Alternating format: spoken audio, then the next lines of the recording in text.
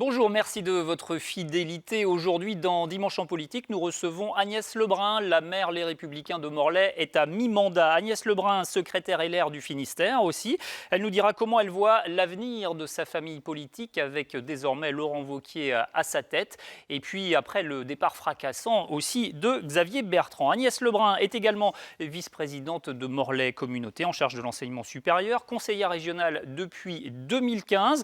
Elle est aussi vice-présidente de l'Association des maires et même sa porte-parole depuis mardi. C'est tout récent. Nous poursuivons les présentations avec l'autoportrait sur des éléments que nous a fournis Agnès Lebrun.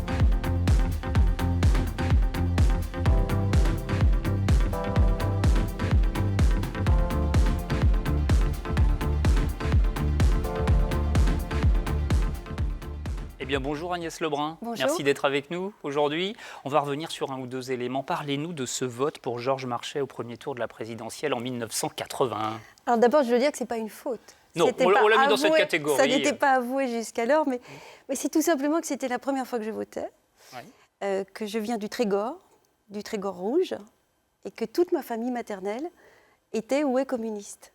Donc c'était naturel pour une jeune femme de 20 ans Non, c'était pas comme ça, c'était pas par nature, c'était par respect et puis par reconnaissance pour l'amour de la chose publique qu'ils avaient pu me transmettre. Comme quoi ça peut venir de différents Exactement. horizons, puis ensuite on en tire les leçons que l'on souhaite. Votre devise préférée, In medio stat virtus, c'est la philosophie du juste milieu, dirons-nous. Oui. Vous auriez dû être centriste. C'est un petit peu pour vous tendre la perche et que vous me posiez cette question. Non, c'est ce qu'il y a de plus difficile en vérité. Parce qu'être au centre, c'est très très vite être un ventre mou, être au creux, être incertain, pencher tantôt de l'un, tantôt de l'autre côté. Et en vérité, quand on lit Aristote, puisque c'est Aristote qui en parle le mieux, c'est une constante recherche de l'équilibre avec donc aussi l'exercice de l'extrême. Parce qu'on ne peut pas être équilibré si on n'a pas l'exercice de l'extrême et de l'excès aussi d'ailleurs. Une notion difficile à manier en politique, mais on en reparlera un petit peu plus tard dans cette émission. Votre livre de chevet, Principal de collège ou imam de la République, de Bernard Ravet. Oui. Vous connaissez bien l'enseignement. Oui, alors c'est mon ministère, effectivement, l'éducation nationale, c'est mon ministère d'origine. Et puis je suis rapporteur de la commission éducation à l'Association des maires de France. Donc les problèmes de laïcité, puisqu'il s'agit des problèmes de laïcité, nous intéressent, nous interpellent. Et je dois dire que ce livre est un témoignage passionnant, bien sûr, inquiétant sans doute, mais responsabilisant de toute évidence. C'est-à-dire que cet ancien principal qui a donc pu sortir de son devoir de réserve, parce qu'il est en retraite, pose les choses sans tabou, sans dogme, sans instrumentalisation idéologique, simplement telles qu'il les a vécues. Et ce qu'il décrit, évidemment, exige de tous, quelle que soit l'obédience politique, exige de tous que nous réagissions. Est-ce que la religion prend trop de place dans l'éducation? C'est effectivement un des thèmes qui est évoqué dans cet ouvrage. C'est aussi un thème dont on reparlera un petit peu plus tard. Nous allons rentrer dans le vif du sujet. Maintenant, je vous invite à me suivre par ici. On va parler d'un visage qui fait beaucoup l'actualité chez les Républicains cette semaine. C'est celui de Laurent Wauquiez, votre nouveau président. Alors, victoire sans appel à la présidence pour Laurent Wauquiez. 74,64% des voix, loin devant Florence Porté Martelly, 16,11%, et le Finistérien Maël Decalan, qui lui a eu 9,25%. Mais moins de 100 000 militants ont voté. C'est ça les Républicains en France aujourd'hui ? Je crois que ce sont tous les partis politiques qui exigent de tous ceux qui font de la politique et qui aiment la politique et qui relient l'appartenance à un parti politique à la vie du pays. Ça exige de nous tous que nous nous interrogions. Ça n'est pas tellement surprenant, enfin pas plus pour notre parti que pour un autre. Oui. Il y a eu un effet La République En Marche qui a beaucoup entamé la mobilisation dans les partis plus traditionnels, dirons-nous. Bien sûr, ça s'est exprimé comme ça récemment, mais bien avant, il y a eu un taux d'abstention que l'on a regardé parfois avec des pincettes, mais qu'on aurait peut-être dû regarder à la loupe. On ne va pas redétailler le programme de Laurent Wauquiez, mais en quelques mots, pourquoi avez-vous voté Wauquiez ?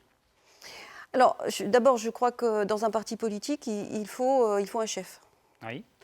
Il faut une ligne, il faut un cap, quitte à s'opposer, à amender, à nuancer ou à exiger la nuance. Mais la nuance, ce n'est pas nécessairement le chef qui doit l'incarner. Ce que doit incarner le chef, c'est la capacité à rassembler, la capacité à donner un cap, la capacité à donner aussi de l'espoir. Alors, auprès des militants, certes, auprès des Français, c'est peut-être un petit peu différent. Il y a un sondage qui avait été fait juste avant l'élection auprès des Français. Pas compétent pour 51% d'entre eux, pas sympathique 55%, ni honnête ni proche des gens 60%. Ça n'en fait pas un potentiel homme d'État, ça, pour la prochaine présidentielle ? C'est surtout que je pense, d'abord, il y a évidemment des nuances d'appréciation sur les sondages en général, parce qu'ils n'ont pas prouvé par le passé qu'ils étaient tout à fait au rendez-vous de l'exactitude. C'est une photographie, enfin, les récentes élections nous ont montré qu'il fallait quand même être mais les sondages méfiant. Pour son élection ont été validés, donc pourquoi pas celui-ci ? Sur ce sondage-là, on peut en prendre acte. On peut aussi observer que c'est cette défiance, finalement, parce que c'est de la défiance qui se dégage, c'est la défiance qui est liée à la vie politique, aux hommes politiques et en particulier au bipartisme. C'est-à-dire que le clivage droite-gauche, de toute évidence, pour beaucoup de nos concitoyens, soit n'a plus de sens, soit doit être redéfini. Alors défiance qui se joue aussi à l'intérieur. On va réécouter Xavier Bertrand, dimanche dernier sur France 2. Il a claqué la porte, il a expliqué pourquoi. J'ai décidé de quitter définitivement les Républicains. C'est une décision qui n'est pas facile, mais je ne reconnais plus ma famille politique. Voilà, pour cette déclaration. C'est peut-être un premier pas pour se positionner pour 2022, d'ailleurs, pour Xavier Bertrand. Peut-être. Enfin, bon, vous feriez quel choix ? Wauquiez, Bertrand à la présidentielle. C'est pas choisir son patron de parti, là. Non, mais moi je fais un choix, et j'ai toujours fait ce choix, c'est le choix de la bonne échéance. Et la bonne échéance, ça n'est pas celle-là. La bonne échéance, c'est celle de la reconstruction, c'est celle du rendez-vous manqué. Et donc il faut renouer avec nos militants, avec nos concitoyens, et aller voir tous nos compatriotes pour qui la chose politique n'a plus aucun sens, et ce sont eux que nous devons convaincre. Est-ce que Laurent Wauquiez, quand il reprend Marine Le Pen pour parler par exemple des abattoirs français qui abattent en grande majorité avec des techniques halal, est-ce qu'il commet là une erreur de communication, de politique ? On a fait exactement le même reproche à Nicolas Sarkozy. Vous voyez, on parlait tout à l'heure du livre de ce principal de collège. Je pense qu'en France, nous avons péché par le fait de ne pas vouloir désigner les choses par leur nom. Et on a créé une forme d'hystérisation sur certains sujets. Et c'est tout à fait dommage parce que la vérité, c'est qu'il faut mettre posément tous les sujets sur la table et les examiner pour pouvoir se positionner. Ceci dit, politiquement, c'est quand même récupéré. Nicolas Dupont-Aignan, par exemple, de Debout la France, il fait du pied à Laurent Wauquiez. Votre position, est-ce qu'il faudra... En Bretagne, pour revenir en Bretagne, refuser les alliances avec Debout la France, avec le Front National ? Non, on ne peut même pas imaginer, il n'y a aucune porosité. Vous ne franchirez pas le Rubicon comme le propose Nicolas Dupont-Aignan. Oui, alors Dupont-Aignan devrait relire La guerre des Gaules, mais c'est un grand classique. Enfin, les gens qui sont faibles, qui ont peu de couverture politique, tentent toujours de se raccrocher au wagon, alors même que la locomotive ne veut pas d'eux. Alors, d'autres alliances peut-être seront possibles. Pourquoi pas avec Agir et les constructifs ? On va écouter l'analyse de cette élection à la présidence par Laurent Guillevin. Il est désormais le président d'Agir les constructifs en Bretagne. Il est aussi conseiller municipal d'opposition à Brest, pour ceux qui ne le connaissent pas. On l'écoute. Si nous regardons le score, il y a quand même malgré tout une élection où il est plébiscité, mais sur 42% d'un fichier total. Donc si on regarde réellement de plus près, il est élu à 31% du fichier total des Républicains. Donc 69%, c'est à considérer que 69% des Républicains ne se retrouvaient pas dans sa candidature. On voit bien qu'il y a certaines sensibilités qui ne se retrouvent plus chez les LR. On voit que les LR actuellement ont une tendance à se rigidifier, droitiser. Il y a, selon moi, donc une droite plus modérée. Et il est important que cette droite puisse se retrouver pleinement. Alors, est-ce que cette droite, par exemple, on va la retrouver au municipal? Franck Riester, le patron d'Agir au niveau national, a dit qu'il présenterait des candidats partout. Est-ce que vous imaginez une liste Agir face à une liste LR? Pour les municipales, tout est possible parce que les municipales sont c'est un scrutin très particulier, c'est le programme, c'est l'incarnation. Mais je voudrais dire à Laurent Guivin, que je connais bien, qui est un garçon extrêmement sympathique et qui a beaucoup d'envie et beaucoup de désir de faire. Quand on veut changer le cours du fleuve, il faut descendre dans le fleuve. Il ne faut pas rester sur la berge. Alors ceci dit, lui, il est partisan de listes qui seraient d'union pour les municipales. Oui, parce qu'il se cherche et parce que et après, il faudra se bagarrer pour les têtes de liste, peut-être, par contre. Sans doute. Un dernier mot sur Maël de Calan, votre président LR du Finistère. Je rappelle son score, 9%, mais un peu plus de 21% quand même en Bretagne. Vous aviez de l'espoir en ce jeune homme politique pour représenter votre famille. Je dirais ça, c'était avant. Avant quoi ?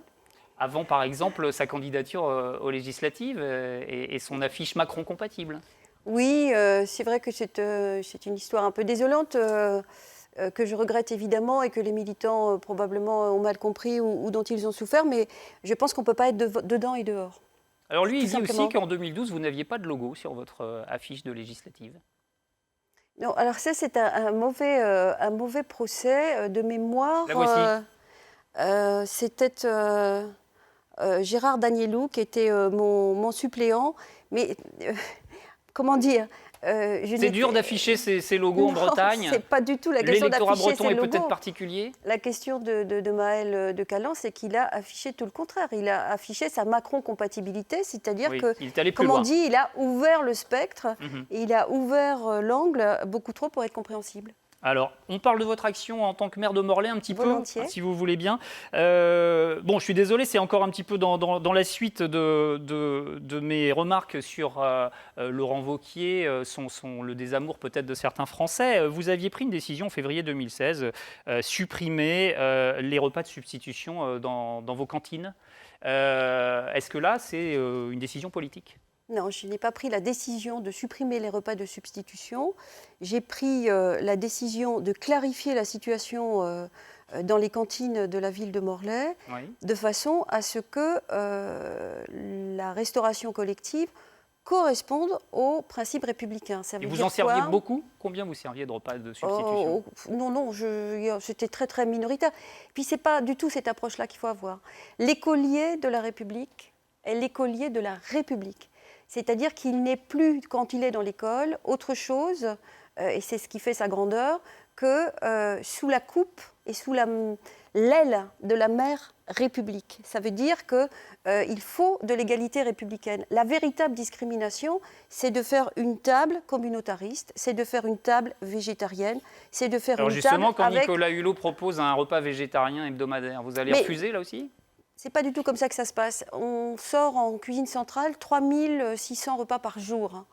Sur ces 3600 repas, 80% des ingrédients qui viennent de ces repas, qui sont utilisés pour ces repas, viennent de la production de proximité, l'approvisionnement de proximité. Oui. C'est pour cette raison d'ailleurs que 50% de bio, il faut que je m'en explique. Pourquoi c'est un coup de colère ?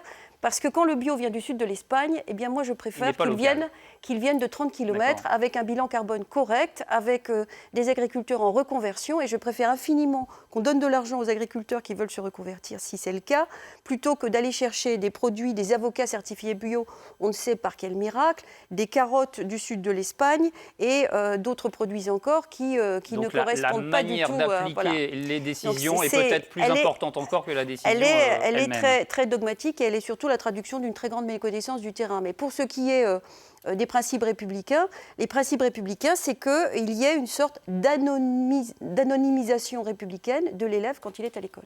C'est tout. Parlez-nous un petit peu du projet de Grand Morlaix. C'est vraiment un serpent de mer.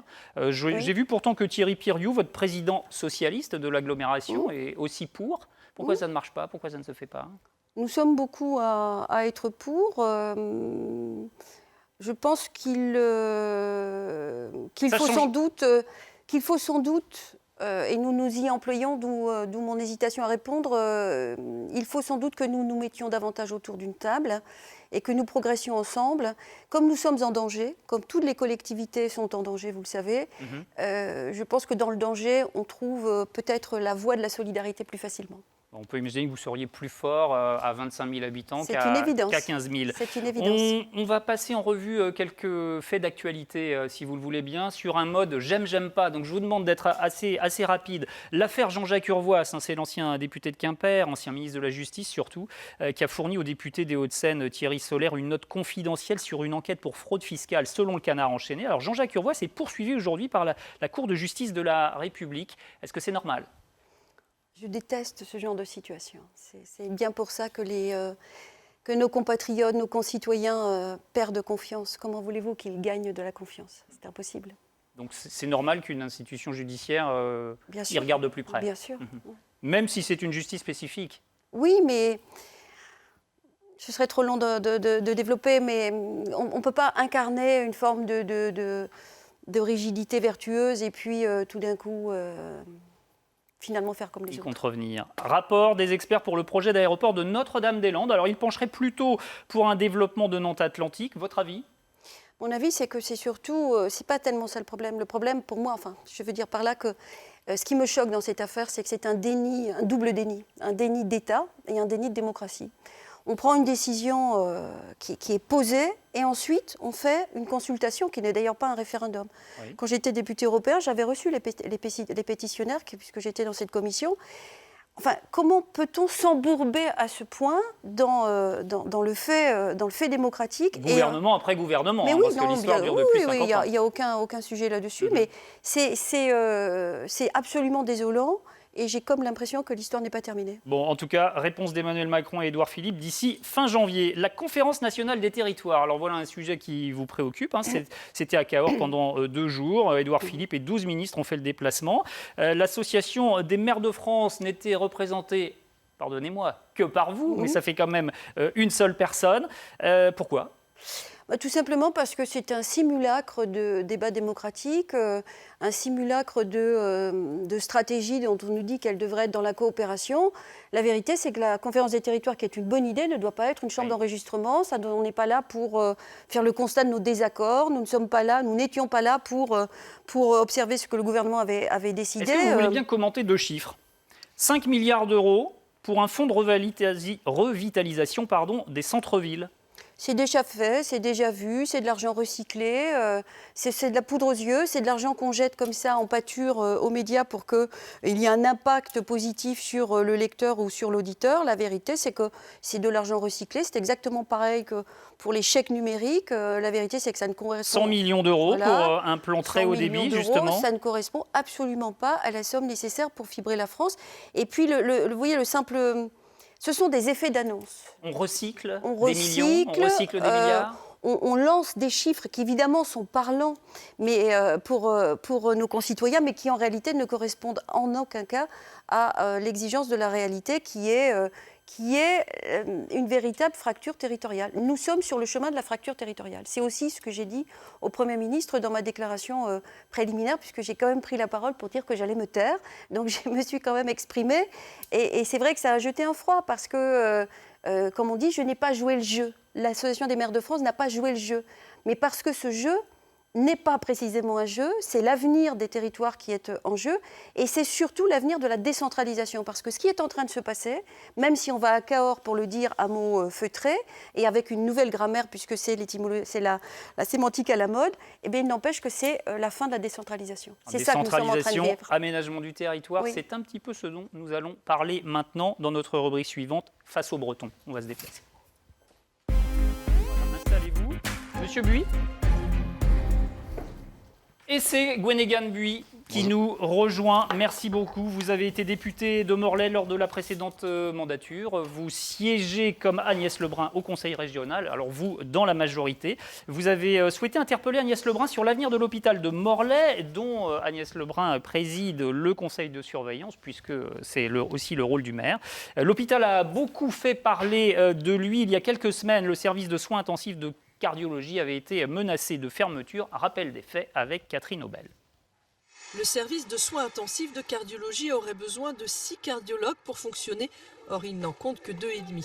Pour assurer les soins, l'hôpital de Morlaix doit faire appel à des praticiens extérieurs pour un montant qui atteint 450 000 € par an.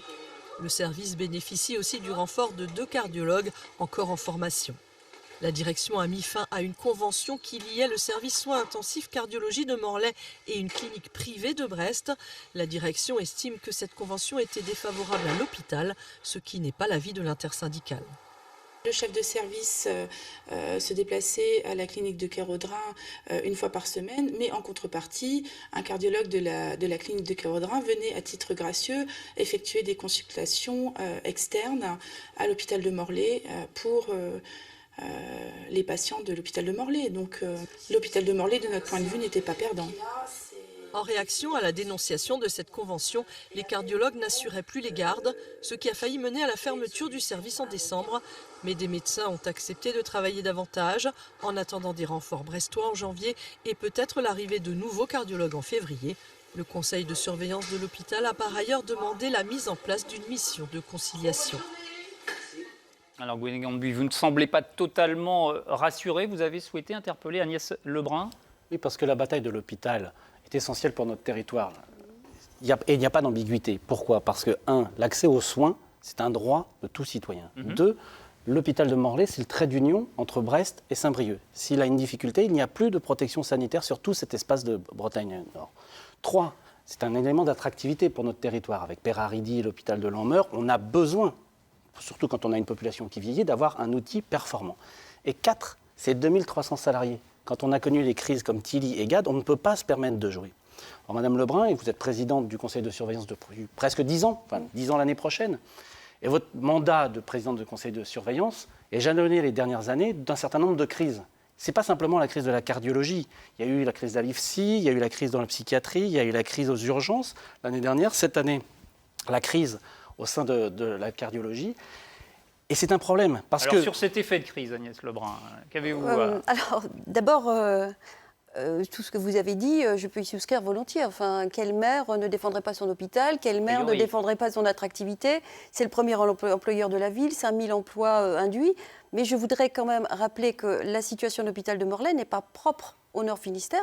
C'est une situation que connaissent tous les hôpitaux de France. Je voudrais rappeler à M. Buis qu'il a été député et qu'il a donc voté, sauf à ce qu'il me dise le contraire, le plan Marisol Touraine, qui était un plan absolument drastique de 3 milliards sur 3 ans, 2015-2017, et que ces 3 milliards sur 3 ans, nous savions, tout le monde, enfin, tous les observateurs le disaient, c'était intenable, et ça s'est traduit par des fermetures de lits, par exemple, pas particulièrement à Morlaix, mais sur tous les hôpitaux.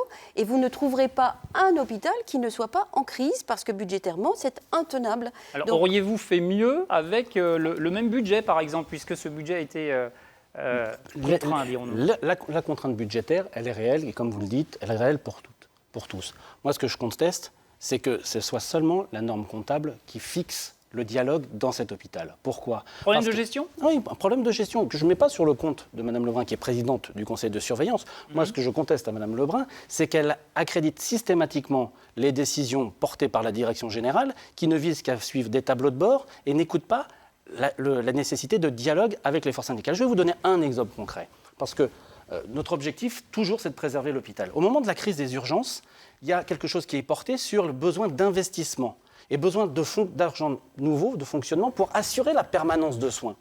Avec Maryse Lebranchu, nous réussissons à amener des crédits supplémentaires, ce qu'on appelle les fins de campagne en 2016, de 1 250 000 €, Oui. pour répondre à la problématique des urgences. La direction générale utilise cet argent pour le désendettement et met à la fin de son bilan un désendettement de l'hôpital de 300 000 €. C'est un déficit, c'est toujours pas satisfaisant, mais l'argent que nous avions obtenu en plus avait comme vocation d'améliorer les conditions de vie et de travail des salariés, pas d'arriver au désendettement. Alors c'est bien d'avoir une bonne note à l'ARS, mais c'est bien d'écouter aussi les soignants. C'est une question de politique, là, quasiment. Non, alors, bon, moi, je veux bien qu'on fasse le clivage entre la mauvaise direction, la gouvernance, conseil de surveillance plus ou moins neutre, et puis les bons samaritains qui viennent apporter des réponses. Je voudrais rappeler que le plan Marisol Touraine, nous ne l'avons pas demandé, il nous a été imposé. Je voudrais aussi rappeler que la masse salariale, c'est 65% du budget. Donc, je veux dire par là qu'on peut prendre aussi des décisions qui ont des impacts sur la masse salariale et c'est tout à fait incontournable. Ça a été dit dans le sujet très très rapidement et je voudrais y revenir. Nous avons un problème de recrutement. Nous, c'est pas seulement Morlaix. Nous avons tous sur le territoire national un problème de recrutement. Il faut mener des opérations séduction comme on le fait auprès des généralistes. C'est surtout qu'il faut former des étudiants. Et surtout, je crois, et ça a été une demande que nous avons portée auprès du ministère, il faut cesser ce système d'intérim qui, en vérité, ouvre la porte à des chasseurs de primes. Vous parliez du service de cardiologie tout à l'heure, où la situation est peut-être un tout petit peu plus complexe qu'elle n'a été dite là, mais peu importe. 450 000 € depuis le mois de janvier, uniquement pour le service cardiologie. 1,2 million pour l'ensemble de l'hôpital, uniquement en intérim. C'est-à-dire que vous avez dans le même service un intérimaire qui touche 8 000 € et un chef de service ou un praticien qui touche évidemment pas du tout ces sommes et qui en plus a la lourde charge de former et d'accompagner l'intérimaire. Simplement pour dire qu'il est absolument impératif qu'il y ait des décisions nationales et nous sommes allés en audience au ministère de la Santé pour cette raison et qu'il faut impérativement regarder les choses mais faire aussi de la communication positive parce que sans communication positive on risque pas de recruter. Juste en 10 secondes. Les efforts d'accord mais la justice dans les efforts et c'est ça qui est contesté dans l'hôpital. La justice dans les efforts. Juste une seconde, simplement pour vous dire, communiqué de presse commun rédigé au dernier conseil de surveillance entre l'intersyndicale et moi-même. Je pense que c'était suffisamment exceptionnel pour mériter d'être souligné. Merci à vous deux pour la qualité de cet échange. On passe à notre dernière rubrique. Et demain ? Ok. Voilà, et demain, alors c'est la question qu'on vous pose avec une illustration en humour sous le crayon de Loïc Schwartz. On va voir, c'est la crèche avec un enfant Jésus qui s'appelle Vauquier. Juste pour vous demander, est-ce que vos espoirs, c'est de jouer un rôle auprès de Laurent Wauquiez au niveau national ou vous vous concentrez déjà sur un 3e mandat municipal ? C'est ni l'un ni l'autre. Je suis moi dans l'action publique et dans l'action politique, si on peut entendre ce que j'ai à y dire. Eh bien, merci beaucoup d'avoir accepté cette invitation. Merci Gwenaë Gambui de nous avoir rejoints. Et puis, c'était la dernière émission de Dimanche en politique pour 2017. Je vous souhaite donc d'excellentes fêtes de fin d'année et un très bon dimanche. Au revoir.